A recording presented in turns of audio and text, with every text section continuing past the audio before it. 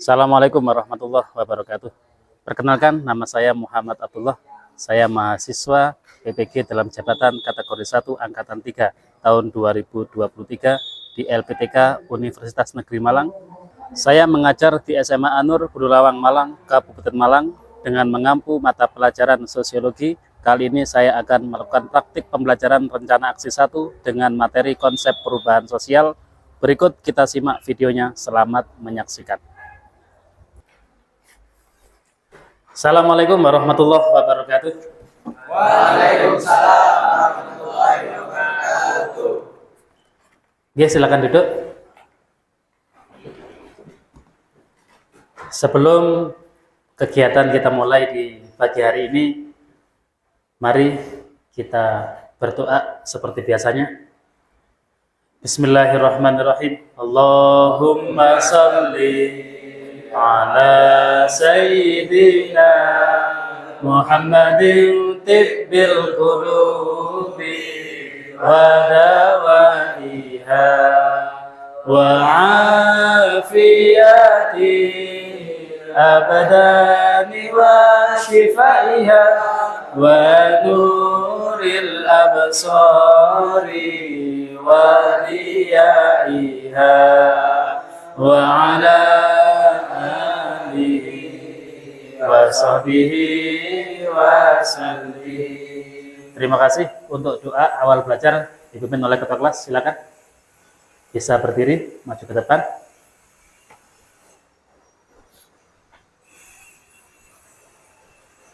Silakan. Bismillahirrahmanirrahim. Bismillahirrahmanirrahim. Rabbana alimna ma yanfa'una wanfa'na ma 'allamtana waftah qulubana futuhal arifin an-nabla al-fatihah. Terima kasih atas doa yang sudah diberikan. Sebelum KPM kita mulai, kita presensi terlebih dahulu, kita ambil absensi terlebih dahulu. Bagaimana keadaannya? Sehat semuanya? Terima kasih, saya absen. Akmal? Pagi, Pak. Siap. Alif? Berusaha lebih baik. Berusaha lebih baik, terima kasih. Azmi? Ngantuk, Pak. Aduh, Azmi ngantuk? Iya, Pak. Semangat Azmi ya. Siap. Fadil?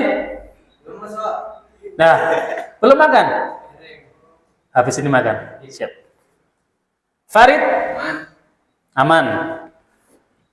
Terima kasih. Nafis? Hadir. Siap. Nur Rafli? Keren. Rian? Ready. Siap. Ramli? Jangan pantang menyerah. Siap. Rauf? Tahes. Apa Tahes, bro? Oh, sehat, siap. Sehat. Sultan? Sehat ya, di sini ya. Wildan? Ada, Pak. Ada, siap. Zufar? Baik, Pak. Baik, semangat, Zufar. Siap, ya. Ya, terima kasih atas presensi yang disampaikan. Semoga pada pagi hari ini kita semuanya selalu diberikan kesemangatan untuk belajar. Materi kita di pagi hari ini membahas tentang perubahan sosial, dan perlu diingat kita selaku objek dalam kajian ini karena kita adalah sebuah masyarakat juga, kita juga ada di dalam masyarakat, maka tentunya kita menjadi objek dalam perubahan sosial. Bisa dipahami kiranya? Perubahan sosial adalah sebuah pergeseran, sebuah perpindahan, sebuah pergerakan yang ada di dalam masyarakat. Tentunya tujuan kita belajar pada kali ini yaitu berhubungan perubahan-perubahan sosial yang ada di masyarakat, agar kita mengetahui bagaimana perubahan yang terjadi, apa bentuk-bentuknya, dan apa alasan atau mungkin penyebab yang menjadikan perubahan sosial. Di pagi hari ini kita akan mempelajari tentang perubahan sosial, dan tujuan pelajaran kita di pagi hari ini yang pertama, kita akan membaca teks perubahan sosial yang ada dalam buku paket kalian masing-masing, di LKS boleh, di paket boleh, tentang perubahan sosial, dan nanti kita akan mengetahui faktor-faktor penyebab perubahan sosial, faktor pendorong, faktor penghambat perubahan sosial, dan secara inti untuk tahap pertama ini atau mungkin di pertemuan pertama ini kita membahas tentang konsep dasar perubahan sosial. Itu yang kita bahas di pagi hari ini. Oleh karena itu, di sini ada sebuah video untuk membuka materi kita di pagi hari ini sesuai dengan perubahan sosial. Habis ini diperhatikan dengan baik dari video ini, kira-kira penyebab perubahan seperti apa. Dan nanti dengan saya berikan sebuah LKPD, ada sebuah pertanyaan, ada sebuah tugas untuk jenengan. Nanti silakan dari menganalisis video ini bisa dituangkan di LKPD ini. Ya, sebelumnya mari kita simak bersama-sama isi dalam video ini. Well, halo Sobat Tekno, selamat datang di channel seputar teknologi. Tentunya, pada kesempatan hari ini, gue harap kamu dalam keadaan yang bahagia selalu. Amin. Kehidupan manusia sangat bergantung pada penggunaan teknologi. Malahan kita akan merasa kesulitan jika kita tidak ada alat-alat canggih yang membantu kita menjalani aktivitas sehari-hari. Semakin kesini, gawai semakin kecil, tipis, dan pintar. Harganya semakin terjangkau dan mudah didapatkan. Tapi untuk menghasilkan alat canggih seperti itu dibutuhkan waktu yang cukup lama. Perkembangan teknologi zaman sekarang tidak terlepas dari jasa para penemu dan pencipta teknologi di masa lalu. Jadi, penasaran dong? Gimana sih perbandingan teknologi dulu dan zaman sekarang? Tapi sebelum lanjut videonya, jangan lupa untuk like dan subscribe. Aktifkan tombol lonceng notifikasinya agar kamu bisa dapat informasi terbaru lebih cepat. Handphone. Handphone atau telepon genggam jadi gawai wajib yang harus selalu dibawa setiap hari. Sekarang, orang lebih khawatir ketinggalan handphone dibanding dompet. Saking penting dan multigunanya handphone di masa kini. Kalau dulu, handphone hanya dipakai untuk menelpon saja. Ide pembuatan telepon genggam muncul dari Martin Cooper dan rekan-rekannya di Motorola telepon yang ada, yaitu Motorola Corp. Mereka ingin membuat telepon yang bisa dibawa kemana-mana.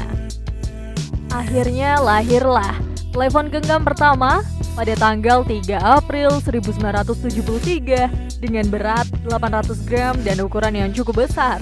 Bentuknya masih mirip sih sama pesawat telepon rumah. Dan kemudian ada telepon genggam pun berevolusi. Bentuknya dibuat lebih kecil agar lebih praktis dibawa. Kemudian ditambah bermacam-macam fitur lain seperti pesan pendek atau SMS, radio, kamera, dan pemutar musik. Semenjak layanan internet dimasukkan ke dalam fitur handphone, telepon genggam yang kegunaan awalnya untuk menelpon berubah jadi alat multifungsi yang menunjang kegiatan manusia. Sekarang sebutannya bukan handphone lagi, tapi smartphone atau telepon pintar. Buku. Buku merupakan tempat mendokumentasikan ilmu pengetahuan, juga mengalami perjalanan yang panjang sebelum menjadi buku yang kita ketahui sekarang.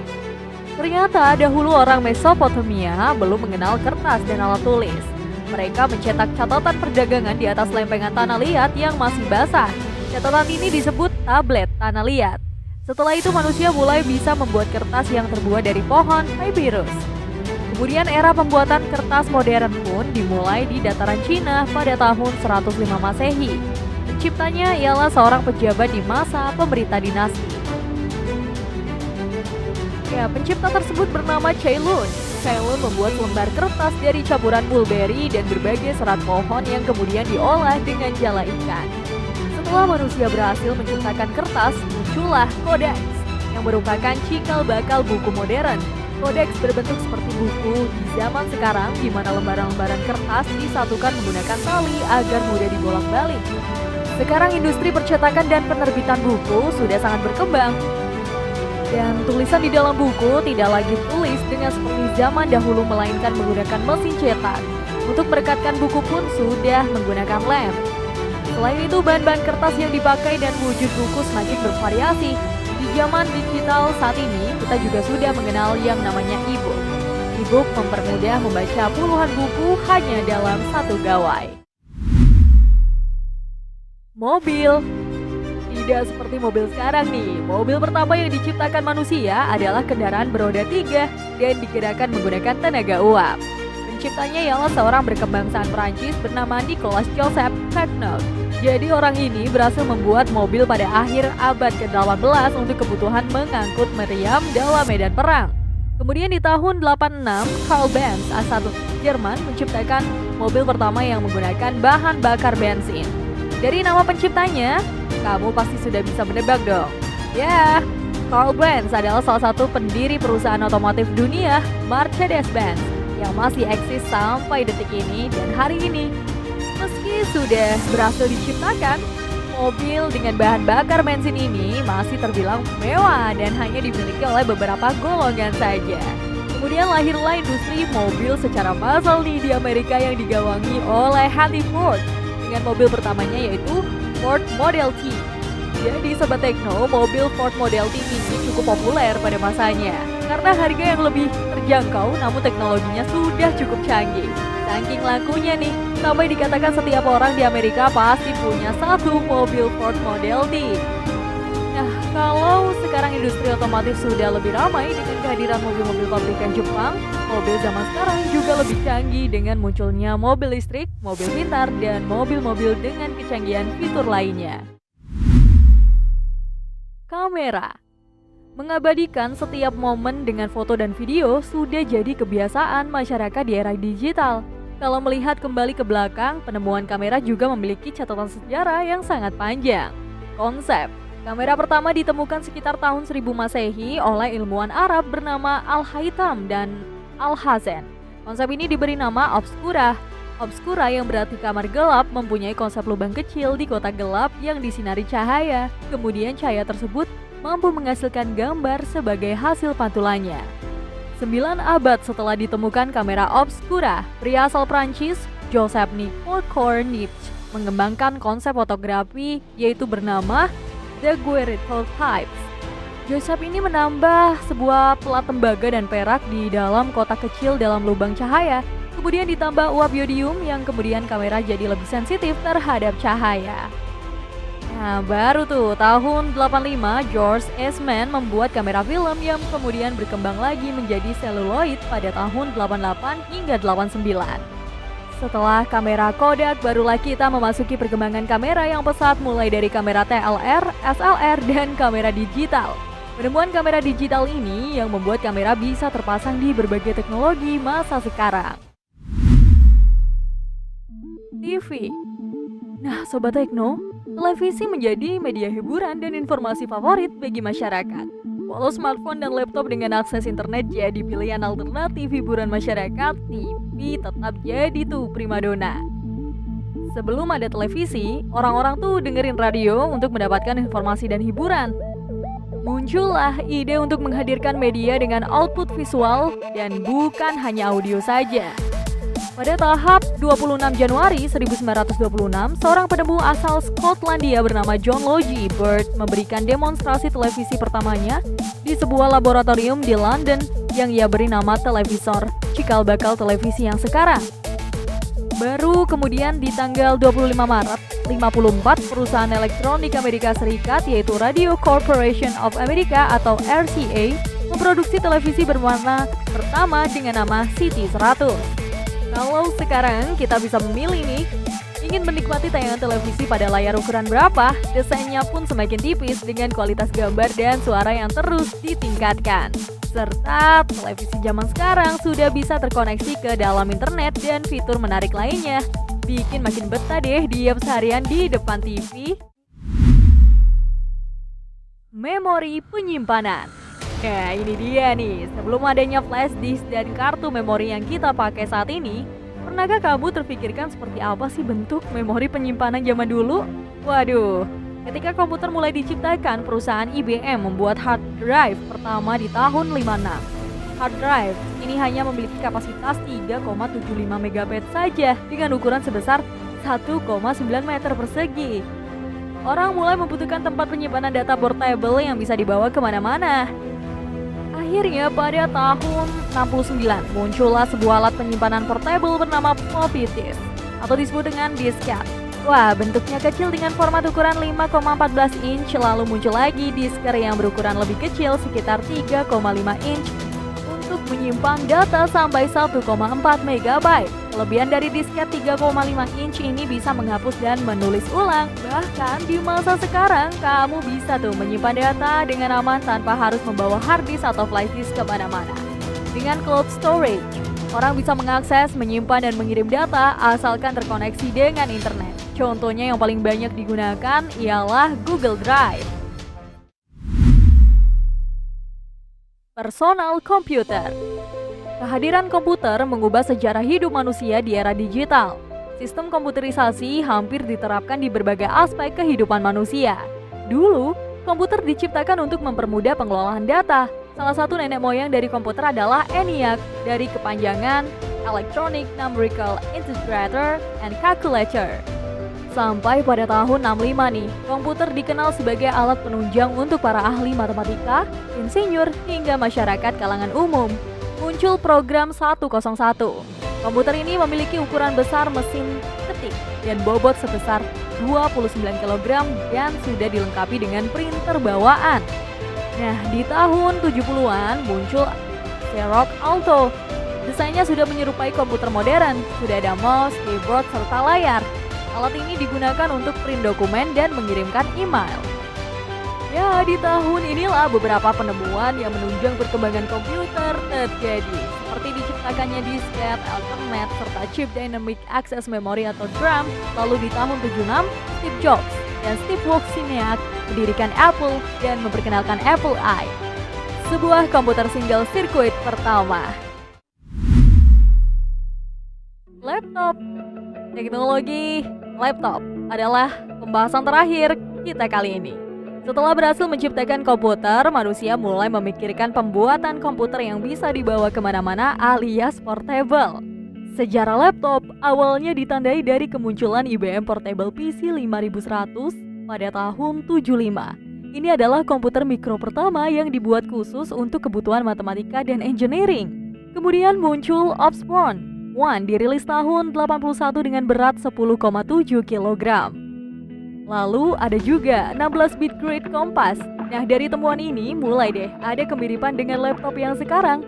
Namun Grid Compass ini dipakai oleh pemerintah Amerika dan NASA. Kalau sekarang laptop sudah jadi alat yang dipakai masyarakat umum untuk kebutuhan bekerja, belajar, dan hiburan. Laptop zaman sekarang bentuknya lebih slim dan memiliki bobot yang ringan dengan memori penyimpanan yang banyak. Gimana perbedaan yang cukup jauh bukan?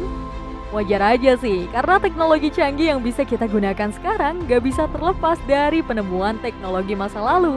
Yoi, para penemu telah bekerja keras menyempurnakan fungsi dan fitur setiap teknologi sehingga bisa banget tuh kita rasakan manfaatnya sekarang. Teknologi akan terus berevolusi, bahkan kini telah berkembang lebih cepat dari sebelumnya. Kalau kamu punya topik seru lagi mengenai teknologi, kamu bisa banget nih share di kolom komentar seputar teknologi ya. Seperti biasa, jangan lupa untuk subscribe dan like. Kamu juga bisa share video ini jika bermanfaat. Tonton juga video rekomendasi lainnya di kolom description dan layar video. Sekian dari seputar teknologi, see ya and have a nice. Dari kita melihat video tadi, otomatis kita akan bisa menyimpulkan, kita akan bisa menganalisis, kita akan bisa membuat sebuah kesimpulan tersendiri mengenai tentang perubahan sosial.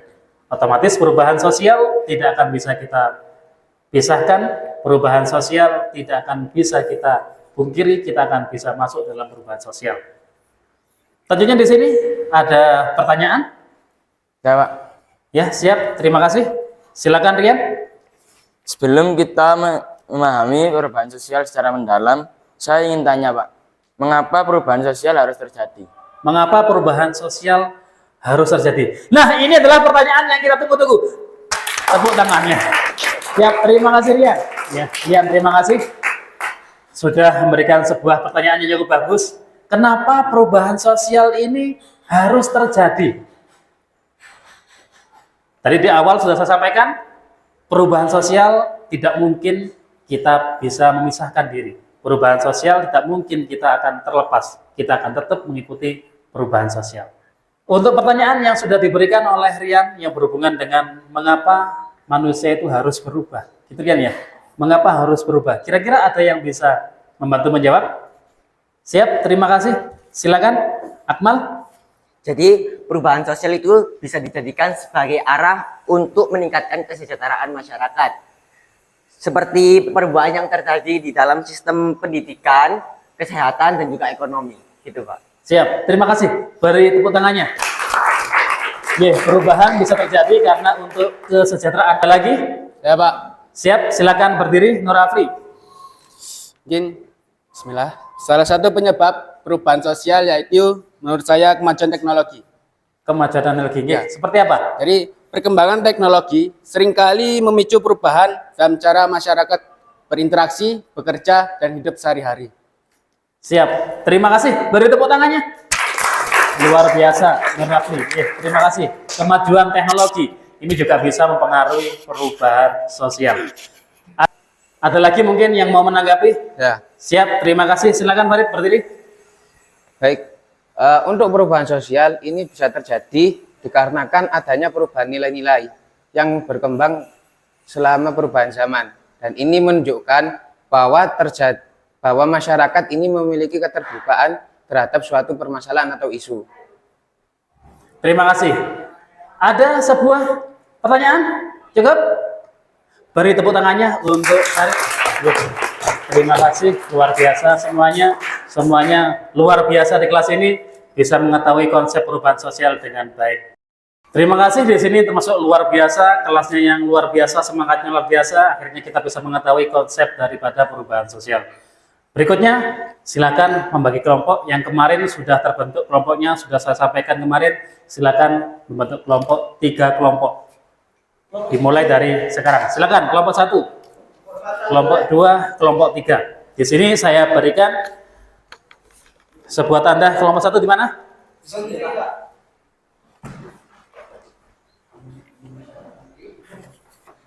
Kelompok 2.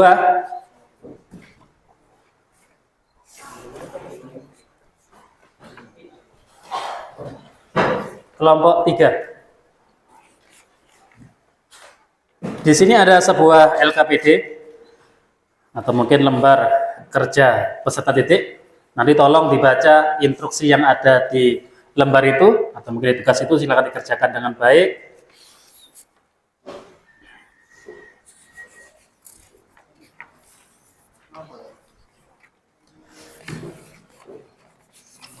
Sudah ya. Kelompok.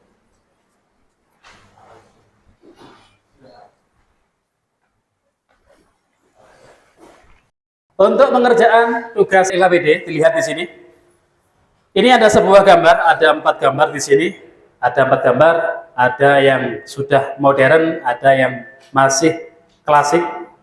Kira-kira penyebab perubahan atau mungkin konsep perubahan yang terjadi pada 4 gambar ini, kira-kira dipengaruhi oleh apa?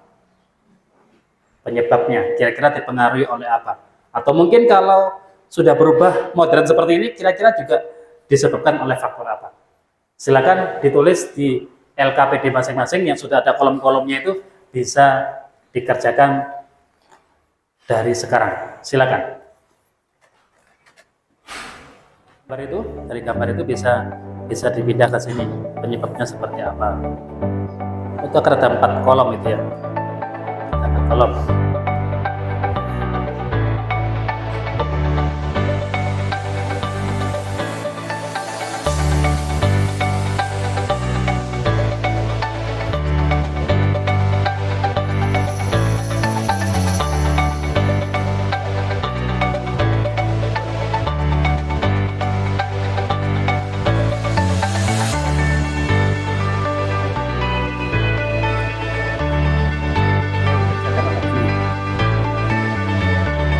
Dari gambar itu penyebabnya kira-kira seperti apa?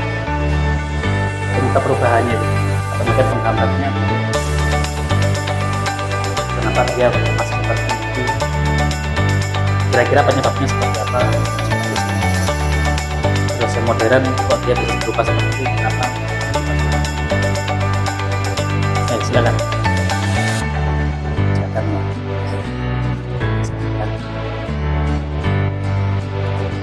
Silakan kelompok 2 untuk maju ke depan untuk menyampaikan hasil dari kajiannya. Beri tepuk tangannya.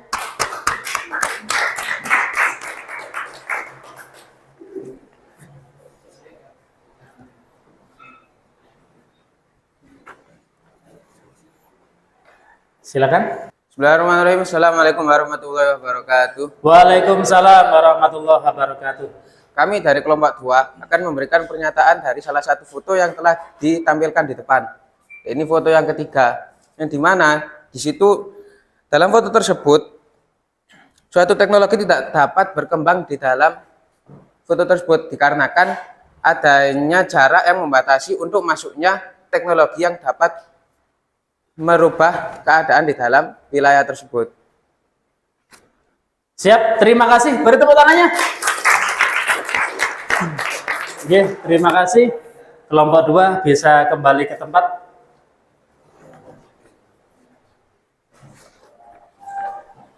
Dari kesimpulan yang kita dapatkan di pagi hari ini berhubungan dengan perubahan sosial, kita bisa menyimpulkan perubahan sosial ini ternyata ada faktor penyebab, ada faktor pendorong, ada faktor penghambat yang bisa menjadikan sebuah perubahan sosial. Dan perlu kita sadari juga perubahan sosial akan terus-menerus terjadi dalam sebuah masyarakat karena dinamika masyarakat yang terus berkembang, otomatis kita wajib mengikuti adanya perubahan sosial. Oleh karena itu, kita akhiri materi kita di pagi hari ini tentang konsep perubahan sosial, dan besok kita akan ketemu lagi dengan pembahasan mengenai faktor penghambat dan faktor penyebab perubahan sosial. Kurang lebihnya itu dari saya. Sebelumnya mari kita doa bersama-sama, semoga ilmu yang kita dapat di pagi hari ini bersamaan dengan ridha Allah sehingga menjadikan ilmu yang manfaat, barokah fid dini wa dunya wal akhirah. Untuk doa akhir, doa penutup akan disampaikan oleh ketua kelasnya. Kepada Romli kami persilahkan. Bismillahirrahmanirrahim. Bismillahirrahmanirrahim. Allahumma inna nastaudiuka jami'a ma 'allamtana fardudhu ilaina inda hajatina Al-Fatihah. Terima kasih Romli yang sudah menyampaikan doa akhir. Kita tutup dengan kafaratul majelis. Semoga kita semuanya besok masih diberikan kesemangatan, diberikan hidayah kesehatannya, sehingga kita bisa bertemu lagi di pertemuan besok. Bismillahirrahmanirrahim. Subhanakallahumma wa bihamdik asyhadu an la ilaha illa anta astaghfiruka wa atubu ilaik. Terima kasih. Kurang lebihnya mohon maaf. Assalamualaikum warahmatullahi wabarakatuh. Waalaikumsalam warahmatullahi wabarakatuh.